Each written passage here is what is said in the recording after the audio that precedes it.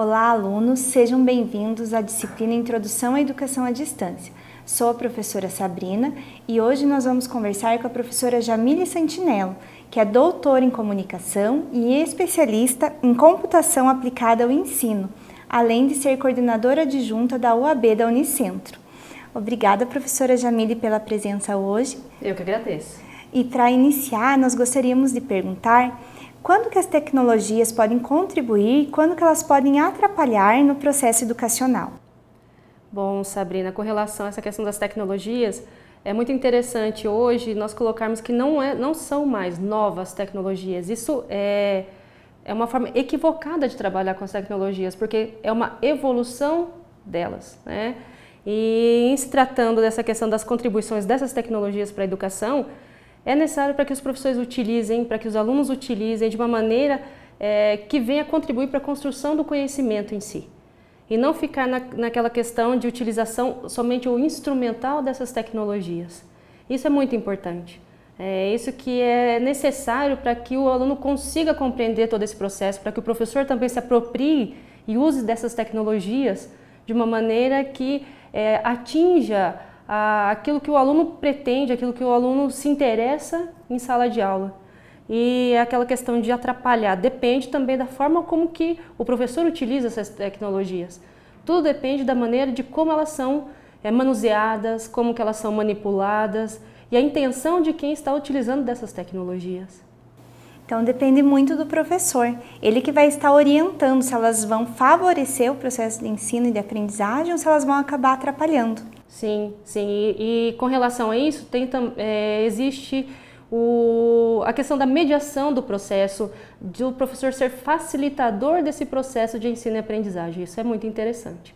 E a educação à distância proporciona isso, né? Essa organização, essa forma de utilização das tecnologias de uma maneira mais atuante, que os alunos tenham acesso a esses recursos, a essas ferramentas educacionais, né? Então, já que você já mencionou sobre a educação à distância, como que ela está estruturada aqui na Unicentro? Bom, nós temos a educação à distância desde 2005 aqui na Unicentro, com o nosso primeiro credenciamento, que foi o credenciamento experimental, e com o nosso primeiro curso, que foi o de Ciências Biológicas, licenciatura graduação. E a partir de 2007, nós conseguimos, a partir deste curso, o nosso credenciamento definitivo. Mas só que de 5 em 5 anos, toda instituição ela é credenciada para trabalhar com a educação à distância e para que continue esse processo junto ao Ministério da Educação, a questão também vinculada agora como os órgãos estão vinculados à CAPES, nós também nós somos analisados pelo INEP também, que são os avaliadores, vêm até a nossa instituição para avaliar os nossos cursos. E agora nós estamos aproximadamente 5.000 alunos, nós começamos com 4 turmas de biologia, né, de ciências biológicas, 160 alunos, e agora nós estamos a partir de mais de 5.000 alunos na educação à distância, então é uma evolução muito grande. E além disso, nós sempre estamos evoluindo, independente de onde nós estejamos, né, isso é muito interessante. E a partir dessas sensibilizações que acontecem, tanto dos professores quanto dos alunos, esse preconceito que existe já está sendo menor do que existia em 2005, 2007, que as nossas primeiras ações da educação à distância foi em 2003, com essas primeiras sensibilizações, com reuniões de grupos de estudo, professores que já trabalhavam com a educação à distância, vinham até a nossa instituição para falar sobre, ainda pelo desconhecimento da modalidade. A legislação da educação à distância tem dado conta dos projetos educacionais desenvolvidos pelas universidades? Bom, com relação à legislação, nós temos algumas questões vinculadas. No Brasil é recente ainda a oficialização da educação à distância, que é a partir da LDB de 1996, a partir do artigo 80, que é ali que é o primeiro indício da educação à distância no Brasil oficial. Mas a questão não oficial da educação à distância já vem a partir desde 1923, 1924, com o radiodifusor que foi a primeira forma de contato da educação à distância aqui pela rádio. Então esse foi o primeiro instrumento para que as pessoas tivessem acesso à informação.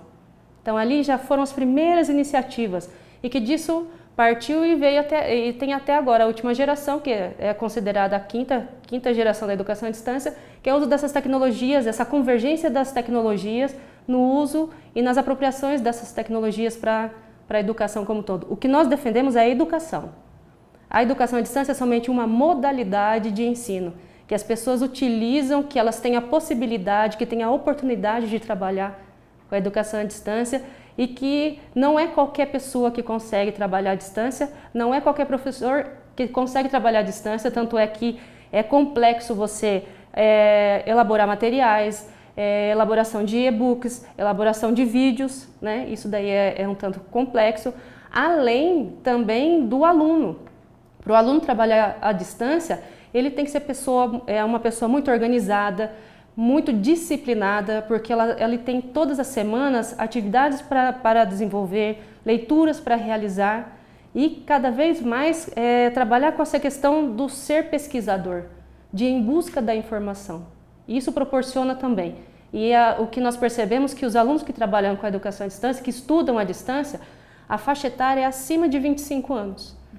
Então, que ele tem já essa percepção diferenciada de vida e que a experiência de vida dele contribui para a formação, que isso auxilia muito no desenvolvimento das atividades.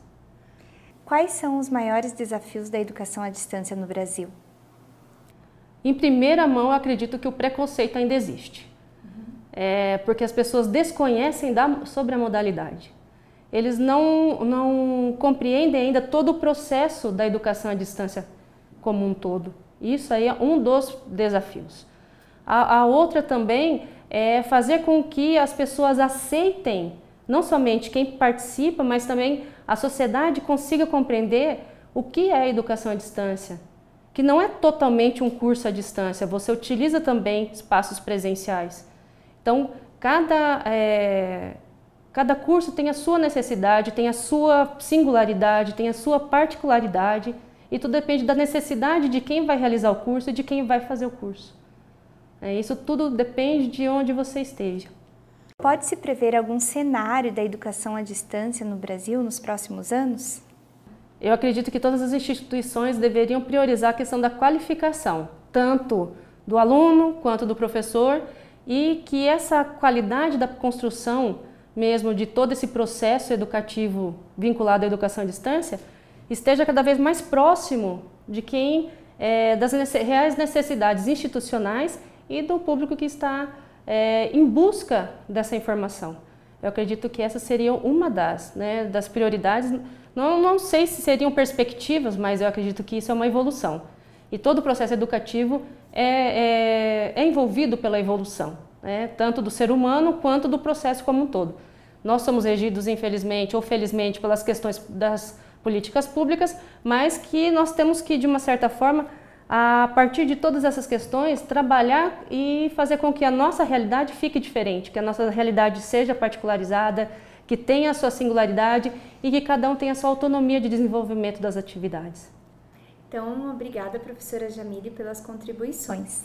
Eu que agradeço essa oportunidade de estar aqui trabalhando com vocês e de refletir um pouco sobre a questão da educação à distância hoje na Unicentro e algumas perspectivas também que nós colocamos a respeito dessa construção do conhecimento nessa modalidade de ensino, que nós devemos sempre enfatizar e colocarmos de uma maneira com que as pessoas tenham acesso a cada vez mais à informação.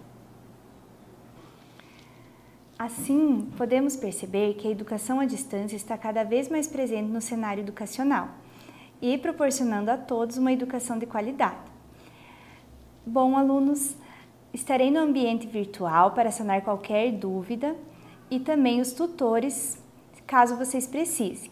Desejo a todos bons estudos!